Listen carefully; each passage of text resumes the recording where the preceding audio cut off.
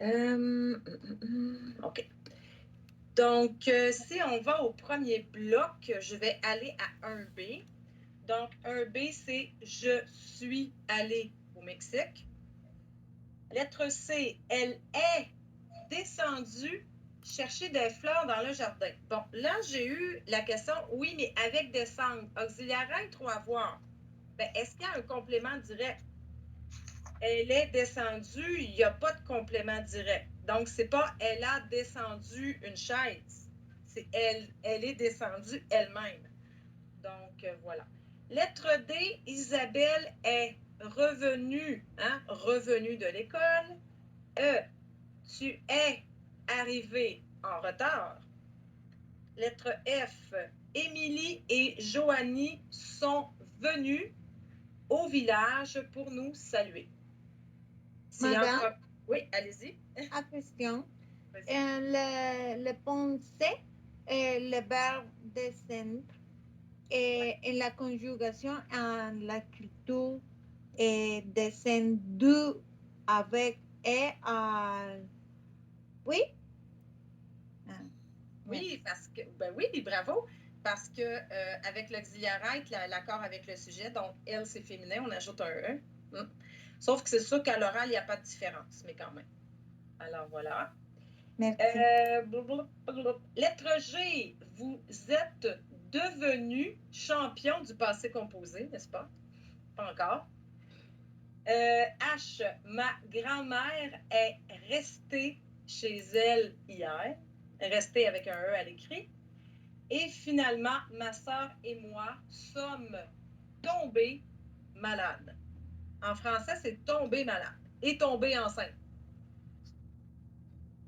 Je ne sais pas pourquoi. Numéro 2, on a monté le niveau de difficulté un petit peu. Alors, lettre B, elle est sortie du bureau à 5 heures. Passé. Lettre D, je suis descendue au sous-sol. Lettre D, ils ne sont pas revenus après la pause. Ça, je peux peut-être vous l'écrire là. Ils ne sont pas revenus avec un S après la pause. Lettre E. On est parti à la maison après le cours. Et la lettre F, ça a bloqué plusieurs personnes. Oui, mais José, il y a du futur proche, il y a du présent, qu'est-ce que je fais? Passé composé. Je suis tombée dans les pommes. Taisez-vous ça. Ouais, à ce moment-là, je ne devrais pas mettre le si, je devrais mettre le quand. Je suis tombée dans les pommes quand j'ai vu ça. Tomber dans les pommes, ça veut dire perdre conscience, s'évanouir. Paf! OK? Tomber dans les pommes. Tomber dans les pommes, c'est évanouir? Oui, Évanouir, ok. évanouir, pronominal, ou sinon aussi, c'est perdre conscience, perdre connaissance. Par exemple, il y a des hommes qui s'évanouissent quand leur femme accouche. Je les comprends, je les comprends. Alors, c'est vraiment... Qui a déjà perdu conscience ici? Personne! Ah, Sabrina et moi, quand on revient, là, on est vraiment mêlés, on ne sait pas ce qui s'est passé. Alors, voilà. OK. On termine avec la troisième. Réponds aux questions suivantes. Ça, c'était un peu plus difficile encore. Je pense que je vais vous l'écrire pour que vous puissiez voir. Est-ce que tu reviens? Non. Je ne suis pas encore revenu. Sinon, il y a une autre possibilité. Je ne suis pas revenu encore. Le participe passé et l'adverbe encore, on peut les switcher de place. Ça reste que ma phrase est correcte quand même. Est-ce qu'ils partent? Non. Oups. Non. Ils ne sont pas partis encore. Encore, dans ce contexte-là, en anglais, ça serait not yet. Et en espagnol, ça serait, je pense, todavía. Je pense. Madame, le C est il avec S. Oui, merci, merci, Lisbeth. Oui, merci. C'était un test d'attention. Pas vrai. Est-ce que nous sortons? Non, nous ne sommes pas encore sortis. Et là, on va mettre nous ne sommes pas encore sortis. Et finalement, est-ce qu'elles arrivent? Non, elles ne sont pas arrivées encore. Et là, vous remarquerez que j'ai mis un ES, hein, parce que là, c'est elle.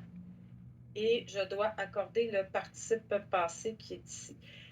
Wafa, si jamais, est-ce que tu connais un petit peu le passé composé ou pas encore? Oui, j'ai déjà lu. Tu connais ça? J'ai un peu d'idées.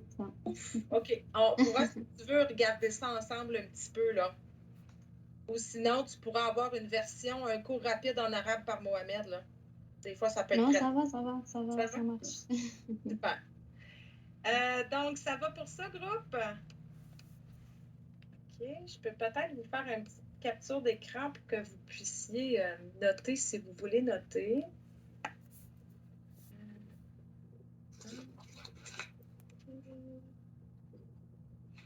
Je vais aller le mettre ici. Voilà. Alors, j'ai déposé une capture d'écran dans le clavardage. Okay. Il est... Oups, il y a quelqu'un qui est tombé en bas de sa chaise, je ne sais pas. Cellulaire. Le cellulaire. Donc, il est 9h51. Moi, je vous suggère qu'on fasse peut-être un petit peu de pratique à l'écrit avant la pause. Ça va? Oui. Donc, ce que je vais faire, c'est que je vais vous donner 2 pages d'exercices à faire. Passé composé, je pense que c'est mélangé, on va voir. Donc, vous allez faire dans votre cahier bleu Relations sociales, pages 32 et 33. Donc, on va aller voir ça ici. 32, 33.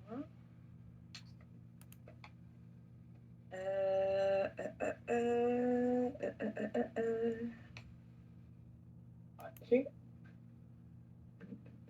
On va pratiquer la forme négative avec la page 32. OK? Donc, page 32, c'est observer le tableau et répondez aux questions hein, par la négative. Donc, votre réponse doit être négative. Ici, vous avez 3 exemples. L'exemple avec l'auxiliaire avoir, l'exemple avec l'auxiliaire être et l'exemple avec le verbe pronominal. Et vous avez aussi la forme négative. Donc, on y va. Par exemple, le numéro 1. Est-ce qu'il a soupé? On va répondre avec la forme négative. Est-ce que j'ai une personne qui aimerait répondre? Non, il n'a pas soupé. Voilà. Qui parle? José. Ah, José. Merci. Merci, José. Alors, on va répondre non.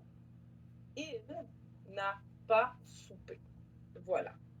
Alors, je vous laisse compléter la page 32. Et la page 33. Ah oui, ça c'est intéressant. Dites ce que vous avez fait en utilisant des phrases positives cette fois-ci. Alors, la plupart du temps, je mange des céréales pour le déjeuner, mais hier matin, et là, vous transformez ce verbe-là au passé composé et vous ajoutez une réponse personnelle. Par exemple, la plupart du temps, je mange des céréales pour déjeuner, mais hier matin, J'ai mangé.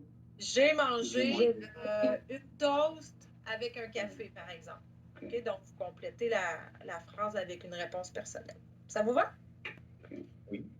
Donc, je vous laisse faire ça. On va faire la correction peut-être ensemble. On va voir. On peut se donner peut-être un 15-20 minutes de travail et après, on prendra la pause.